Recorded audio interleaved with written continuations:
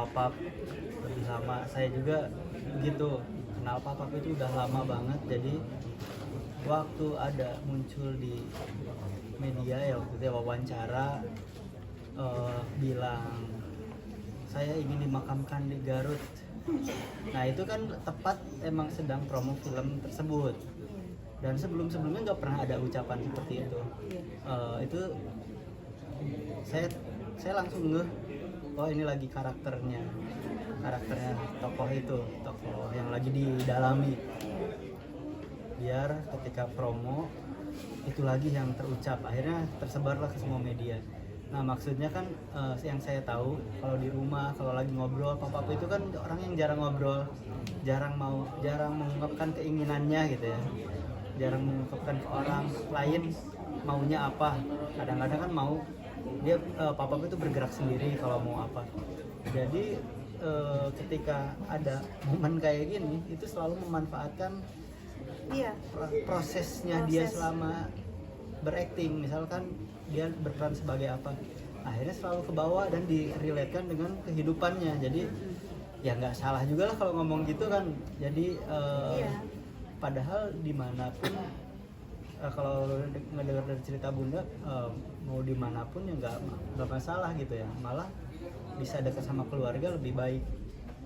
Jadi waktu lihat ada itu saya biasa aja gitu, jadi bukan menangkap itu sebagai wah ini wasiat ini harus didengerin, karena tahu sehari-harinya kayak gimana. Makanya kalau pas ketemu secara langsung itu tuh udah nggak ada obrolan apa-apa lagi gitu. Dan bukan orang yang keras kepala kalau itu harus di sana dan nggak seperti itu. Jadi apa ya, dan Papap juga sikap ke anak-anaknya, ke Bunda juga ya udah itu kan ini udah panggung adalah apa namanya, dunia adalah permainan Senda Gurau, selalu mengucapkan ada itu. katanya di mana di kitab apa, permainan Senda Gurau. Jadi ya udah hidup sehari-hari dengan totalitas itu. Buat Adama mungkin ini netizen juga lagi kepo juga nih terhadap status tiga story Adama yang mungkin lagi dalam kondisi yang tidak tenang lah gitu. Nah mungkin bisa dijelasin atau dilurusin supaya mungkin tidak beritanya tidak simpang siur. Adama Gimana ya awalnya? Jadi sebetulnya itu kan mungkin karena tiba-tiba gitu ada media yang datang ke Garut, terus napak tilas mungkin tanpa sepengetahuan kita, tanpa sepengetahuan Bunda, sepengetahuan anak-anaknya, dan nggak tahu juga sampai datang ke rumah. Nah sedangkan mama saya itu kan orang yang nggak ngerti apa-apa, kalau didatengin sama media atau ada orang lain lah datang ke rumah kan ada nanya pasti dijawab gitu, seadanya jawab ininya. Nah cuman efeknya akhirnya jadi orang-orang pada pengen nyari tahu wah siapa akhirnya nyari mana ibu kandungnya Damar dan Akodrat. Terus akhirnya banyak yang nanya ini harus gimana, harus akhirnya panik gitu, dan kepikiran waduh harus apa nih ini. Ya udah mas tenang aja, maksudnya jangan terlalu ini. Maksudnya bukan mau ditutup-tutupi kan, maksudnya kalau dilihat sama media itu keluarga Damar menutup-nutupi agar tidak ini, atau juga ada yang ngegiring ketika Papap terus Papap meninggal baru muncul di media, padahal kan yang yang munculin mamah di berita itu ya media itu sendiri gitu, bukannya keinginan mamah yang ini. Jadi akhirnya banyak pikiran orang-orang yang nggak sesuai, ditambah ada media yang baik hubungin sama hal-hal yang negatif, ngirim komentar-komentar. Nah sedangkan mama ini nggak tahu apa-apa, mungkin kalau yang udah terbiasa di dunia entertainment bisa aja dicuekin, bisa. Nah akhirnya mungkin saya punya sikap buat ya nggak usah masuk ke sana karena mama nggak ngerti ya soal dunia entertain atau apa yang harus dilakukan itu nggak tahu, sedangkan jauh juga ada di Garut. Akhirnya saya punya sikap buat itu ya, karena apa ya, karena efeknya itu bukan ya, kalau media itu kan mungkin arahnya mau mengenang atau sosok pap di mata keluarga, di mata sahabat, kerabat, tapi efeknya ke netizen itu ke hal-hal yang negatif. Nah, jadi itulah yang terjadi ya. Oke, jadi bisa dibilang akhirnya ya ada mungkin beberapa oknum atau mungkin netizen yang mencoba ya membuka masa lalu gitu atau gimana itu ada nggak?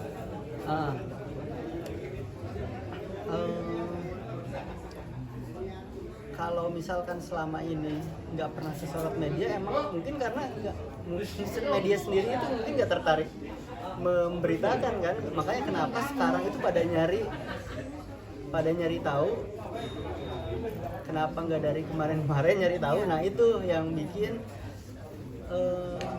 yang salah siapa, saya nggak tahu gitu. Kenapa jadi seolah-olah saya yang salah, tiba-tiba ada mamah di media misalnya gitu, padahal kan medianya sendiri yang nyamperin. Terus coba dong tolak ya, pokoknya kalau ngomongin komentar-komentar, ngikutin komentar orang-orang, jadi akhirnya serba salah mau apapun yang dilakukan. Bahkan saya juga bikin tulisan itu jadi salah juga, jadi bahan tulisan buat iya media lagi. Jadi ya ini sebenarnya harus diem, harus apa gitu. Oke, Bang Karin, tapi gimana? Artinya cukup menyesali lah, misalnya cukup kecewa juga pastinya gitu. Artinya Kang Epi yang mungkin baru beberapa hari lah meninggal, tapi muncul berita-berita yang memang ya tidak baik, yang bukan berita yang positif gitu, yang memang seharusnya masih ikut bergabung duka gitu. Ini justru dimanfaatkan sama segelintir orang yang ya entah apa tujuannya gitu. Iya. Saya sempat kaget sih ketika kemarin lihat postingan anak si Damar, kok jadi kesini gitu. Sebenarnya tidak sepenuhnya menyalahkan media, karena memang kini kita kena musibah, kita berduka, sosok Kang Epi, sosok suami meninggal, dan ini rame, dan itu akhirnya ya namanya sesuatu yang lagi rame, viral, ada aja yang dikorek-korek. Di sini nggak berhasil, ke sini, di sini nggak berhasil, ke sini, cari lagi, terus lagi gitu. Jadi saya ngerasa kemarin sempat kecewa gitu, maksudnya sama media yang kami ini masih berkabung, masih terluka, masih hampa, masih mimpi gitu. Hari kedua loh, masa sudah sibuk dengan napak tilas Kang Epi, mau ini sejarahnya Kang Epi, mau ini, mau itu, dan salahnya lagi ketemu dengan orang yang salah, bukan sumber yang akurat gitu. Ya mungkin di sini saya akan sampaikan bahwa iya, saat itu bertemu dengan beberapa saudara dari almarhum. Mungkin saya tidak bisa menyebutkan nama. Ya saya tidak tahu maksudnya apa, karena saat itu saya masih berduka, mau makan pun saya nggak bisa, berdiri pun nggak kuat, nggak mampu gitu. Tapi seliweran itu saya sudah mendengar, oh mau syuting ke Garut, mau napak tilas AEPI, mau ini perjalanannya ini. Saya tuh cuma diem. Tahu apa sih? Tahu apa gitu. Sumber akuratnya itu ya kita, yang dari beliau sehat, beliau sakit, beliau bahagia, susah, nangis, sampai beliau tidak ada gitu. Yang kita yang menemani, kita yang semua, yang baik, buruk, apa semuanya gitu. Jadi saya sedikit ya cukup kecewa lah Mas. Terus napak tilas itu artinya ya entar dulu dong, makamnya masih basah, belum kering, baru hari kedua. Adalah saya lupa tuh medianya apa gitu. Entar dulu gitu, sabar dikit, mengertilah kondisi kami gitu.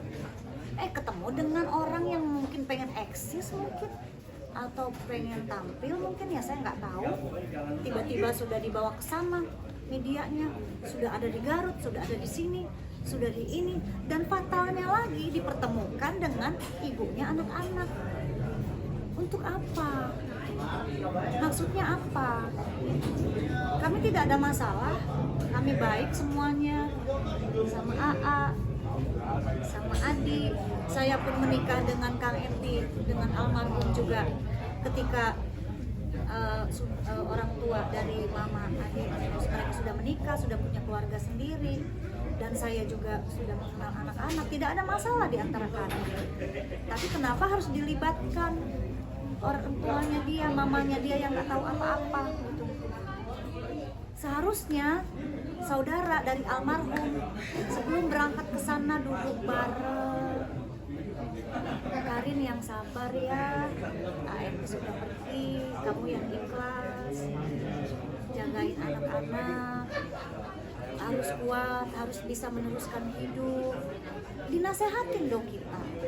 Jangan Anda sibuk, begitu ada media seperti wah ini kesempatan saya nih tampil, oke, mau syuting di mana, mau di Garut, mau di sini, mau ini, mau tampil, it's okay, nggak apa-apa, tapi berdiskusi dulu lah gitu sama kita ini masih berduka, jangan secepat itu loh kekecewaan saya. Jadi buat semua masyarakat, buat semua, ini kita hormatin lah almarhum, tanahnya masih basah, biarkan beliau tenang menuju surga. Nggak usah kalian nyari-nyari ibunya ini di mana, rumahnya di mana. Ini kasihan sampai alamat rumah ibunya di-mention, dicari sama orang, sama netizen di Garut gitu. Kita nggak ada masalah, kasihan gitu. Kasihan anak-anak, kasihan almarhum gitu. Jadi kemana-mana ini permasalahannya. Terus buat orang-orang yang selama ini merasa mengenal Kang Epi, dikit-dikit hadir di podcast, merasa dekat sama almarhum, hadir di sini, hadir di sini, hadir di sini. Ya Allah, itu miris gitu loh Mas. Miris kami sebagai keluarga. Ya Mbak, ya berdiskusi dulu lah sama kita gitu. Tahan dulu, kalau pengen banget tampil di TV atau pengen banget tampil di media gitu, biar viral atau biar apa, oke silakan, tapi tahan dulu, jangan buru-buru dong gitu, hormatin dulu kami yang masih berduka itu loh. Ada yang oh Kang Epi tuh gini, dia tuh sosok yang begini, sosok ini, kayak kenal banget gitu, apa yang dia sampaikan tapi mental semua. Oh Kang Epi nggak gitu, dengar lagi ada ini wawancara ini, oh masa sih Kang Epi gitu, akhirnya kan tidak akurat gitu, tidak akurat gitu loh Mas. Itu yang sangat disayangkan ya, karena kan memang banyak orang lah ya mungkin pengen apalah gitu, nggak usah diucapin lah, mendingan saling mendoakan biar Kang Epi di sana tenang, support kami itu loh. Kalau pengen tampil, pengen terkenal, pengen viral atau apa ya dengan karya, dengan sesuatu gitu. Jangan dengan embel-embel begini. Itu sih Mas yang sangat disayangkan. Jadi buat ini malam ini sudah berbicara sama teman-teman media. Mungkin nanti kalau misalnya ini di-share ke semua sosial media, entah ini apa, netizen atau masyarakat akan mengerti dan memahami, atau justru akan semakin blunder, akan dikejar terus, akan rame, akan ini, lalu kalian akan mencari, oh sumbernya ini, didatengin lah ke sini, ya silakan aja, ya itu maunya, emang itu maunya, ya udah berarti mensupport, ya udah terkenal gitu, kan emang itu targetnya mungkin, gitu. Kan seneng Mas, misalnya rame nih, oh siapa saudaranya yang ini, tiba-tiba udah ada media misalnya ke sana, dia tampil dong, kan bukan kayak itu yang memang diharapkan. Jadi saya kembalikan lagi ke teman-teman media gitu, ini kami adalah sumber yang akurat. Kalau mau napak tilas mengenai Kang Epi, perjalanannya, ayo sama kita gitu, sama anaknya, sama saya, istrinya gitu. jangan dengan orang yang sumbernya tidak jelas, yang cuman hanya melihat di sosial media, oh dia lulusan IKJ tahun ini, oh dia main film ini, nanti dirancang-rancang seolah-olah dekat, seolah-olah kenal sama almarhum gitu. Itu komunikasi aja yang baik. Jadi teman-teman media kalau misalnya rame, misalnya ada aja yang nyari ini ibunya ini, ya cari lagi saudaranya, siapa saudaranya yang ngomong ini, ya udah ya mungkin itu emang target yang ditunggu atau apa ya. Saya sih terserah, saya kembalikan lagi ke teman-teman media. Yang penting sekarang fokus saya adalah gimana semakin dekat sama anak-anak, terus mendoakan almarhum, support anak saya gimana ke depannya, cita-citanya, udah itu aja. Ada lagi?